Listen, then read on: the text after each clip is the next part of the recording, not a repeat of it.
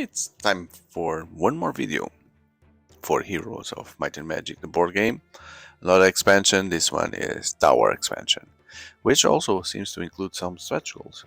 So why not? The best thing would be for us to see what is inside and try to understand what are these stretch goals, because from the box we see that we have the units, the miniatures for the Tower faction, the hero models, the snow the snow tiles, which are characteristics for this faction, city heroes, cards, and what else? What are the stretch goals? Carve your path through the beautiful yet perilous lands of Antagarich with endless possibilities. The stretch goal box includes 3 more campaigns, wow, and new abilities. Many new abilities, artifacts, and spells. All the magic you need to enjoy the game even longer. Okay, so this is not open, so I know I don't know what is inside, but one thing I know is that, and you can know as well, if you check the video for the base game, is that the base game only has a solo campaign for the Castle faction. And then the other expansions like the Fortress and the Rampart, they also only brought solo campaigns for their own factions. Sorry. So definitely we're still in need from official content, a campaign for the Dungeon faction and the Necropolis faction. Let's hope that we can find that inside here. Okay, we are almost at the 3,000, so don't forget to leave that like and considering subscribing. Okay, I see good things now. I'm seeing castle leader hero here, so more for other factions. This mission, wow, look at the size of this mission book here. Yeah, stretch goals, so maybe that's where we'll find that interesting content. Let's take a look. Okay, new elements, permanent card. We've seen that on other expansions. The School of Magic, that's not new elements, those are things that we already know. Campaign list. Okay, what else here? So, yes, a dungeon campaign. Cool. Yeah, solo campaign for the dungeon faction. I was hoping for this. Yeah, there we go. We have the story for the dungeons. It's the second episode, The Blood of the Dragon Father. Yes. So cool. This game is amazing. Third campaign. The story for it. And then the Necropolis campaign! Yeah! We can play with all of them, The second episode, moving a bit faster here. The third one, okay, I'm in love already with this. And then the Tower campaign, so the campaign for this faction that comes here in the box. Second episode. And what I'm not seeing is clash scenarios. Let's see if they come after. Clash scenarios, 2 versus 2 scenarios. So this is now more becoming a campaign game for solo than for clashing, but let's see. Okay, so this is still a story. That's the dragon from the other video. Okay, so the Tower campaign has a 4th episode. It's a 4th episode. I'm calling this episode here, right? Map locations. And okay, so on this manual there's nothing, but maybe there's another manual here. Let's see. It seems not. Okay, seems not. So, which is quite strange, because then we are missing some kind of. Maybe the community will do that. Hopefully, which is some clashing scenarios for 1, 2, 3, 4 players. Hopefully not 4 players. That's too much for the game. But that could you pick tiles from all the expansions, you build a custom scenario, and you put players fighting with each other. Let me just check one thing, which is the number of players so they also recommend 4 players, which is strange because I'm not seeing 4-player content here. Why another play rate? Okay, let's try to figure it out. So what do we have here? Oh, we have another player because it's another faction. That's it. Another hero, 2 heroes for the Castle faction. Yeah, because we have on both sides. Another pair of heroes for the Necropolis. Oops! The necropolis. Wow. Red highs there. Another hero for the what is one? The dungeon. These are the dungeons, right? Demons, etc. The dungeon faction. Yeah, the Minotaur there. Wait, but there's what is this? Is this the necropolis? Looks like the Inferno already with lava. The Inferno is another expansion that I do not own that came after. Another hero for the folks in the forest, right? Yeah, so this thing came after everything else. Another hero for the not rampart, that's the fortress people. The fortress people. Yep. Oh, look at this one. It seems like he belongs to the Thundercats. Tazar. Yeah.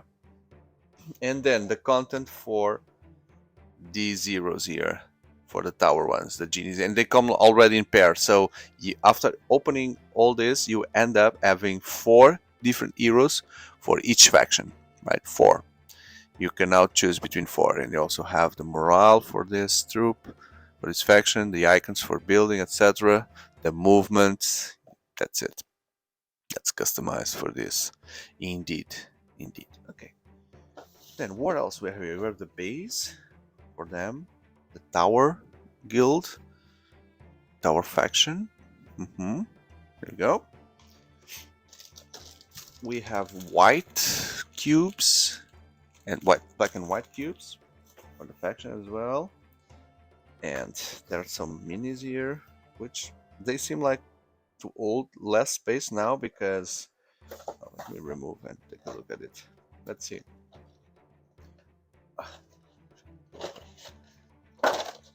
Let's have the cards at the same time. So I like to do a checking with the cards. Okay. Let's compare the miniature. We start with the gremlins. Where are the gremlins? Here we go. The gremlin. That's the strangest gremlin I've ever seen. He's holding a morning star. Right? But no spikes there. It's a ground unit, not melee, so we won't throw that. Then the gargoyle. The gargoyle would be a flying unit. There's a gargoyle there. The iron golems. It's like a walking armor there. The magi. Magi, there it is. There's the magi. There's the magi. Conjuring a spell there. From the staff. Then the genies. Very characteristic from these. The heroes look like genies, some of them. There we go, a genie. Fine unit here. The nagas. Serpent ladies with 6 arms. 1, 2, 3, 4. Why only 5? No, 6. There's one there. 6 arms and 6 swords. That's a gold unit already. So the naga, be careful with the naga. And then, probably the strongest one would be the titan. The titan. It's not as opulent as a dragon from other factions.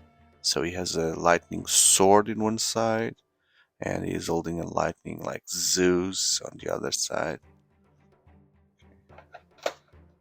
The Titan. Okay. Let's just take everything from view. And the only thing left would be the new cards. Okay, so at this stage there are so many cards now that I need to put some logistic here in order to manage all these cards.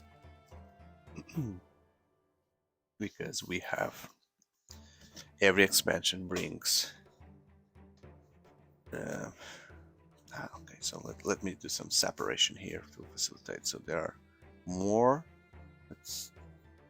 enemies, which would be the faction NPCs. So some events to happen. There's no starting end cards. At least that not redundancy there.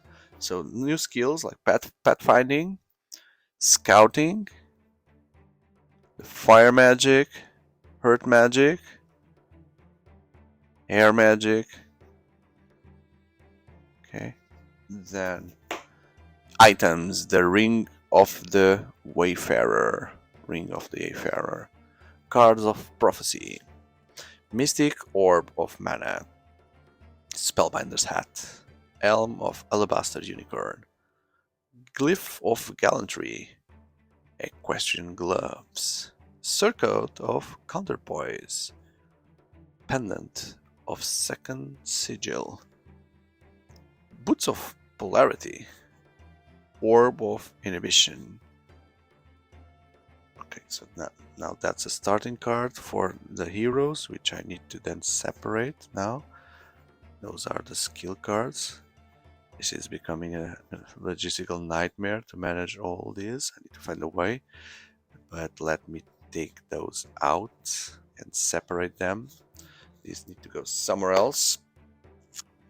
Then magic, the Berserk, View Air, Shields. Oh, now I'm seeing the starting cards. Here they are. So the magic would go somewhere else. The starting hand would go somewhere else. And Chain Lightning. Chain Lightning. So that's a skill for the tower faction. The skills for all the tower ones. Oh, this one plays with the golems. Okay. So I guess I'm just going to separate this one now and put it there. What else we haven't seen? So we haven't seen. I know what it is. Let me just put everything in place. So what we haven't seen is just an overview of the events that will bring this expansion. I don't see the cards mention which expansion they are part of, so I guess this is really supposed to put everything in bulk under the same deck. That's it. Also, these are...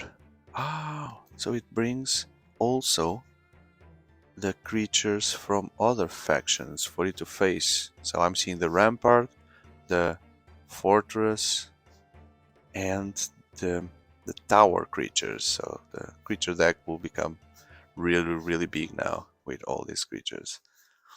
Yeah. What a nice addition indeed.